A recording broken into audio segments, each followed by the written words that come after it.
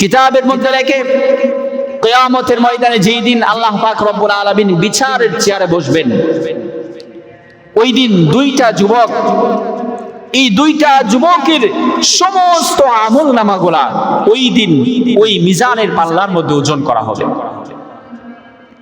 যখন দুইটা যুবকের আমলগুলা মিজানের পাল্লার ভিতরে ওজন করা হবে, তখন দেখা যাবে যে ওই যুবকগুলার নেক আমল একটাও ছিল না।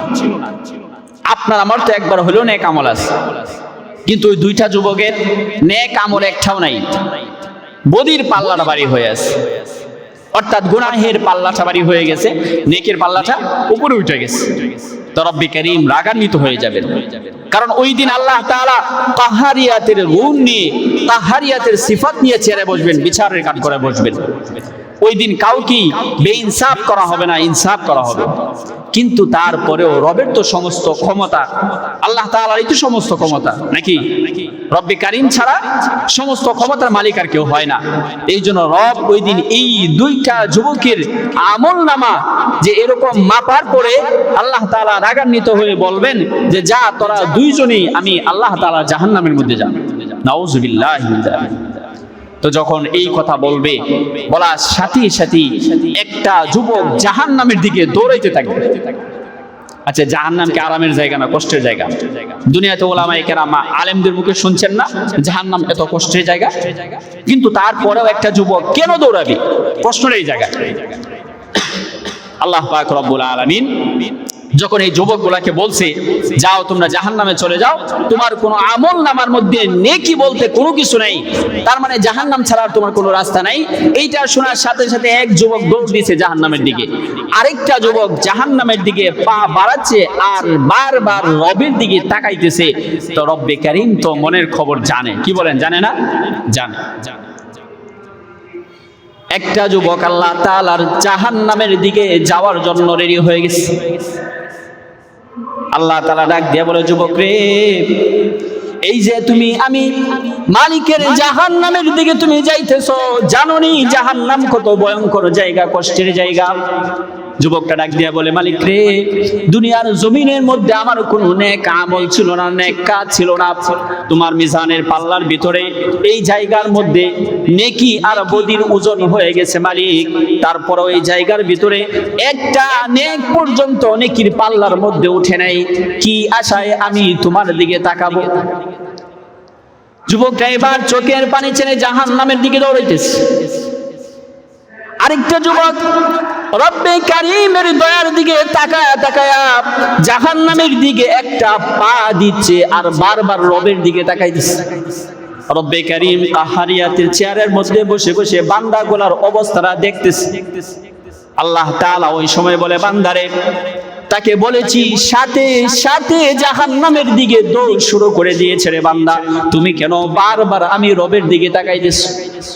এবার ওই বান্দাটাকে ডাক দিয়ে বলে, মালিক রে, আমি দুনিয়ার জমিনের মধ্যে উলামায়ে কেরামের মুখের মধ্যে শুনেছি, আলেমদের মুখের মধ্যে শুনেছি তুমি গফফার, তুমি রহমান, তুমি রহিম। মালিক, তোমার দয়ার শেষ হয় না, মায়ার শেষ হয় না।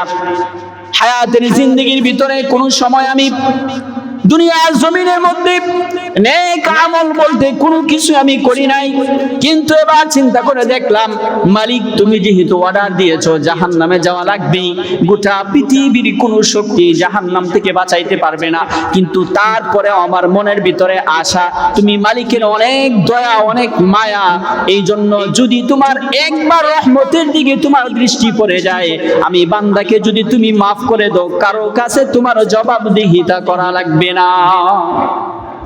আল্লাহ তাআলা খুশি হয়ে গেছে।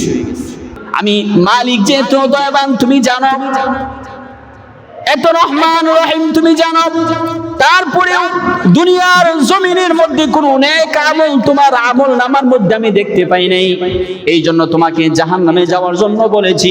কিন্তু যখন তুমি বলেছো আমি রব অনেক দয়াবান, আমি রবের অনেক মায়া, অনেক দয়া, অনেক ভালোবাসা, এই যে তুমি কথাটা বলেছো, সাথে সাথে আমার কুদরতি ভাবে রহমতের দিকে নজর চলে গেছে রে বান্দা। আমি যদি তোকে মাফ করে দিই, তোকে যদি আমার জাহান্নাম থেকে ফিরাইয়া দেই, গোটা পৃথিবীর কোনো মানুষের সম্মুখে আমার প্রশ্নবিদ্ধ হওয়া লাগবে না।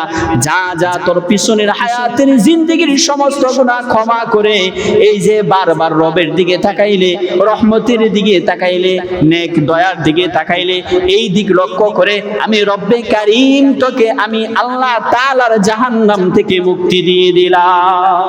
সুবহানাল্লাহ।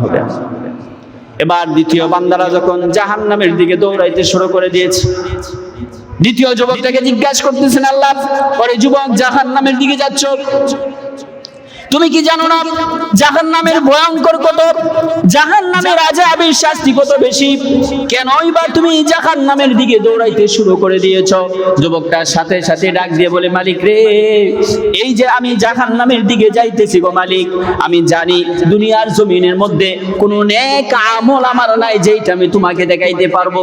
দুনিয়ার জমিনের ভিতরে 5 ওয়াক্ত নামাজের জন্য ডাকা হয়তো আসি নাই, নেকের কাজের জন্য ডাকা হয়তো আসি নাই, কিন্তু এবার চিন্তা করে দেখলাম দুনিয়াতে কোনো একটা কথাও তোমার শুনি নাই।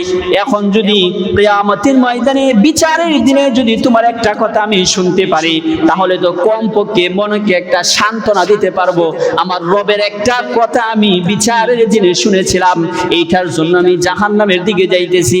আল্লাহ পাক রব্বুল আলামিন তখন বলেন, বান্দারে, এই যে তুমি আমাকে রব হিসাবে মেনেছো, ঈমান নিয়ে তারপর কবরের জগতের মধ্যে আসছো, তোমার মনে হয়েছে তুমি ভুল করেছিলা, অন্যায় করেছিলা, এই অন্যায় আর ভুল তুমি স্বীকার করেছো, তুমি বিশ্বাস করেছো তোমার রবের কথা তোমাকে মানতে হবে। এই একটা কথা মানার কারণে আমি রব্বে কারীম তোমাকে জাহান্নাম থেকে মুক্তি দিয়ে দিলাম। রব প্রত্যেকটা অবস্থায় আপনাকে আমাকে ক্ষমা করার জন্য রেডি।